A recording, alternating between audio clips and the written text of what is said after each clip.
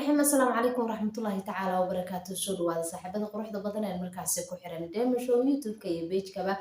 إنها تكلك إنسان الدقاه جيسان لا ينكرها برنامج كان محل هذا برنامج كذا تقوليستين طبعا قول مركا مقشت وحكورة قول دروين كفو دعا كوريسا كعولبا وايه ان waxaa markaasi ku soo qaata doonaa ninka lagu magacaabo Morgan Freeman dhalasho ahaan waa nin Mareykan madooba wuxuu dhashay sanadku markuu ahaa 1937 ninkan waa actor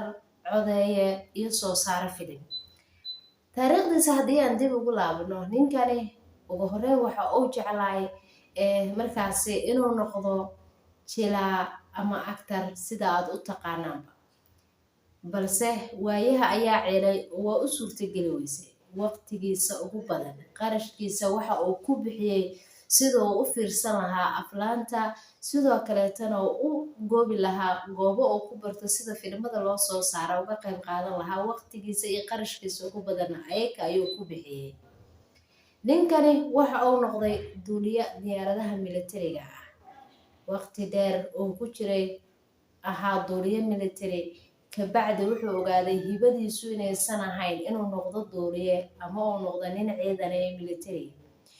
wuxuu go'aansaday inuu waxba yaabihii uu yaraantiisa jeclaa oo dib u soo celiyo markii da'diisu maraysay 40 sano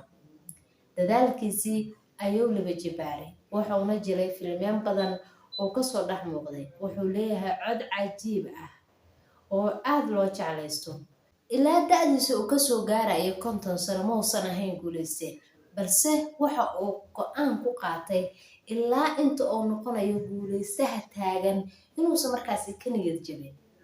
oo sii watay guushiisa ugu horreysa waxa uu taabtay marka uu ahaa 67 sano jir qof Soomaali ma laga heli karaa intaa wuxuu jecel yahay sameeya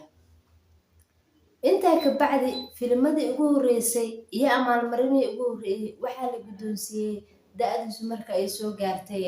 67 sano jir waa maruu duqoobay weliba oday oo noqday hadda waxa uu ka mid yahay dadka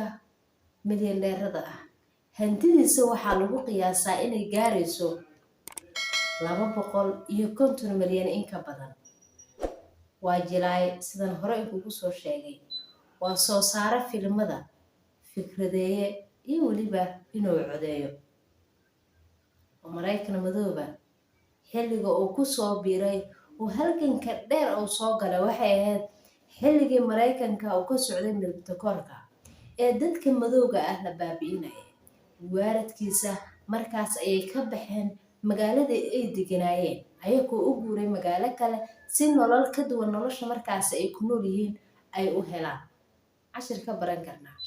inuu u soo dhabar adeegay guushana uu ku soo gaaray karti dulqaad iyo waliba hami iyo higsi oo lahaa himlo fog ayaa u muuqatay haddii aad taqaano meesha aad u socotid geedigaagu u raran yahay xilligay ahaataba waad guulaysanaysaa intaa dunida dusheeda saaran tahay cashir ka baran karnaa inuu u soo dhabar adeegay guushana uu ku soo gaaray karti dulqaad iyo waliba hami iyo higsi oo lahaa himlo fog ayaa u muuqatay haddii aad taqaano meesha aad u socotid geedigaagu u raran yahay xilligay ahaataba waad guulaysanaysaa intaa dunida dusheeda saaran tahay ninkan wuxuu rabay inuu noqdo actor film sameeye codeeye intaba balse goormo ayuu ku guulaystay 50 sano markuu jiray ayuu filimka ugu horreeyay jiray 50 sano ilaa inta u dhaxaysa